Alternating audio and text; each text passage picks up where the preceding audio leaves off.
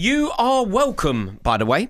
Every single Arsenal fan out there, you are welcome. That is the best performance that Chelsea have put in since we played Arsenal at Stamford Bridge. It was exceptional. We were well worthy of a point. And isn't it typical that for the first time in ages we put in a resolute and serious performance, and one of our biggest rivals happens to be the major beneficiary of it?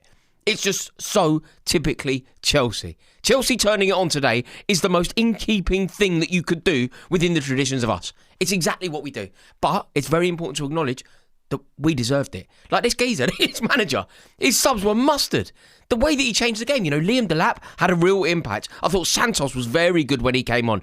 Reece James, just unplayable, immense, a total footballer. And thanks to his brilliance, Arsenal have now opened up a 6-point gap at the top of the Premier League. Brilliant. That feels huge. Like it really does feel huge. 6 points over halfway through the season. Arsenal are now 6 points ahead at the top of the league. And given how relentless they look, given how solid they look, given how brilliant they look, it feels like that kind of lead could be insurmountable. Like Arsenal are a formidable outfit.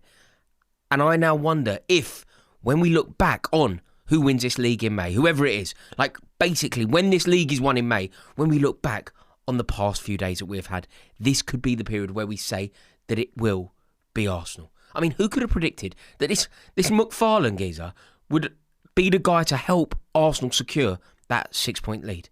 Like, it feels to me that this is the week that Arsenal have won it. It really does. Like, anyone that's ever won a Premier League title before will know how it works. There is a moment that you can think of. There is a moment that you can trace back. There is a period of fixtures. It could be one moment, one fixture, one 90-minute period, and you go, that's when we won the league. When we won it with Fabregas, right? We went away to Sunderland, and we beat Sunderland 1-0. Fabregas scores the winner, and Thibaut Courtois makes this most mental save towards the end of the game to stop it going 1-0.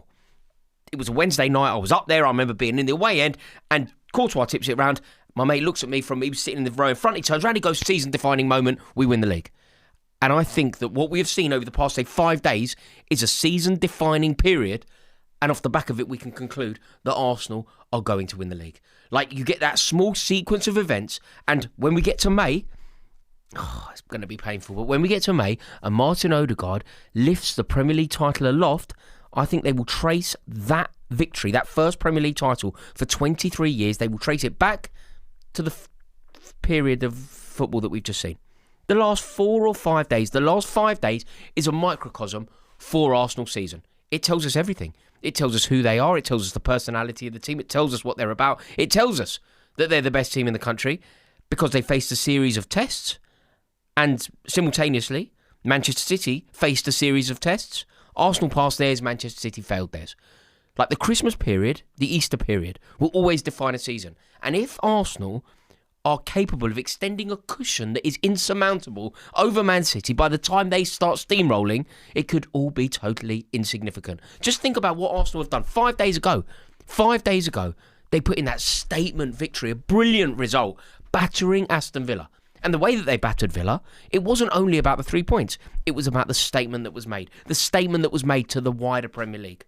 It was letting the world know that they were serious. Off the back of that, they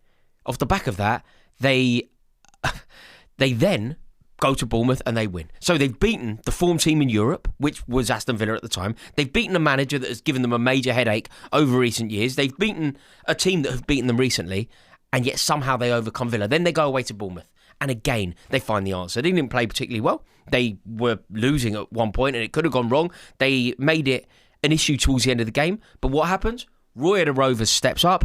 They secure the 3 points. Then they can relax. They've already seen Manchester City in this period that I'm talking about that defines the season. Arsenal beat Villa. What did Man City do with Sunderland? Exactly. Then what happens? Arsenal beat Bournemouth. Chelsea going to the Etihad. So Arsenal have won, but they can't be expecting anything from Seth MacFarlane's team, right? They can't be.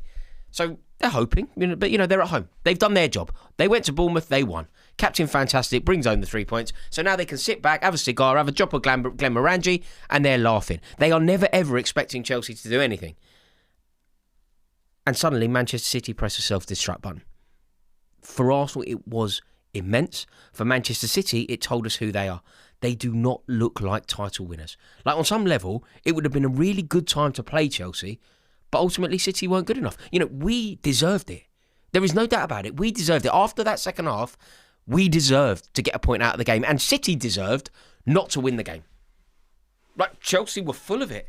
Like, we took the game to Manchester City. We were swashbuckling. We were attacking. Enzo Fernandez was a man possessed, winning all of his duels, winning all of his 50-50s, playing with personality.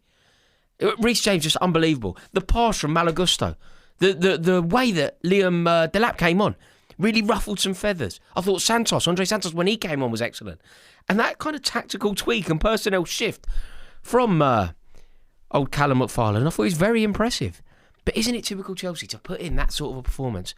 And ultimately now, when you're looking at the title race, when you're looking at who Man City are today, they're clearly not going to be the best team in the country. Unless they do something mesmerising, they're just not the best team. You think about how desperate Man City looked, how out of ideas Man City looked. And then you think about Arsenal. You think about how well-equipped Arsenal are compared to everyone else. Like, think about it. Like, Eberechi Eze, a marquee signing, a proven Premier League player. On some definition, one of the best players in the Premier League. Glorious the way he moves with the ball. When he's carrying the ball, gliding, driving Crystal Palace to their first piece of silverware ever. Eberechi Eze hasn't played for 4 games. Arsenal barely noticed. Eberechi Eze, £65 million, England international. Hasn't played for 4 games. Odegaard's back in the side. Nobody's talking about Eze. Eze's the guy that scored a hat-trick against Tottenham, and they're not even missing him. Like, no other team in the country could say something like that. No other team in the country could have a player of Eberechi Eze's quality not playing, and you still win games. Win games at a canter as well.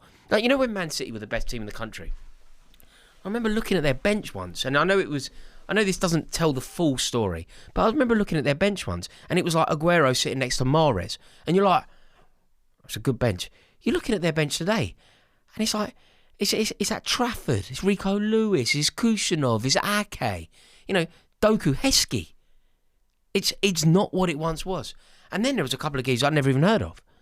So it's like, the quality just isn't there. And then, sometimes the bench test, it's not a bad way to do it. Look at Man City's bench today, honestly, and then compare it to Arsenal's bench against Bournemouth.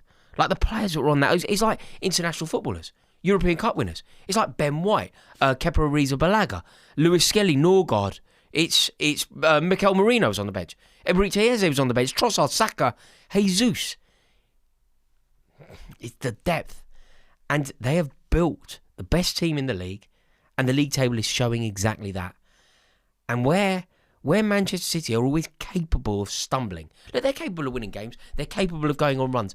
Of course they are. But they are also capable of stumbling. And it was a very unprofessional performance from Man City today. And I think that Chelsea were excellent. Like, when you looked at Chelsea's lineup, it should have never ever been the contest that it was. When I looked at the lineups and I saw that I saw our back line, basically. I looked at our back line, I just suddenly thought, we're in big trouble here. That Benoit Badiashile starting is problematic. Malo Gusto starting over the other side is problematic. And Manchester City didn't really have either the desire or the capability of breaking us down. And we gave them so many problems.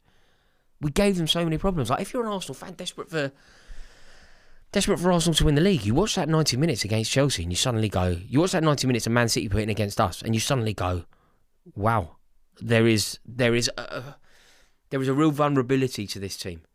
And I tell you what, this Arsenal side, it feels to me that they are in for a historic season. But for us, it's a really good point. The team played with pride, and off the back of the catastrophe of a week that we've had, off the back of like that shocking week that we have had, it's nice to see the team play for the badge on their chest. It's nice to see Chelsea players put in a tackle and fight for those fans that travelled, and fight for the club and fight for the reputation of the club. It was a mature performance from a very young team. And when you think about the manager going head-to-head with Pep Guardiola is undoubtedly the best manager in the world at the moment. He is comparable to the very best managers to have ever lived.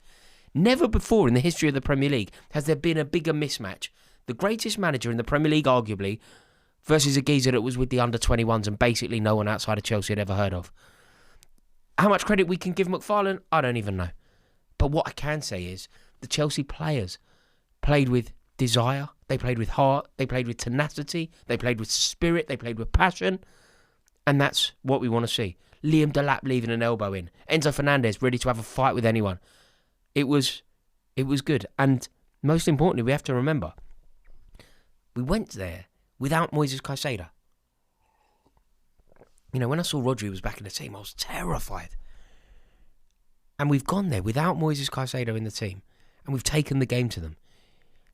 And this is what makes the whole thing so frustrating. Because if this ownership would just change the model and try and win some silverware and ignore that nonsense that Feliciano, who is part of Clearlake, a co-owner of Blueco, when he said that it isn't about trying to win silverware. Like, we could win silverware, and that's why the whole thing is so frustrating. You know, we've seen that Rosenior has been spotted in London this evening. He's being interviewed tomorrow for the Chelsea job, but he's already a company man, so it feels like a tap-in, doesn't it? It feels like a formality. But it's just such a shame because it's such an unconvincing squad, but within it there is this spirit, there is this togetherness, and there is this quality. And if it was just allowed the opportunity to flourish, it makes you wonder. We can put in performances like we saw today against Man City, like we saw against Arsenal a month or so ago, like we saw against Barcelona a month or so ago. But when you don't have the experience, when you've got owners forcing you to rotate, you're always going to have a debacle like Ellen Road, and that is why there can be no consistency. It's a good day for Chelsea. It's the kind of day that we needed off the back of the week we've had because it's been horrific. It's a bad day for City.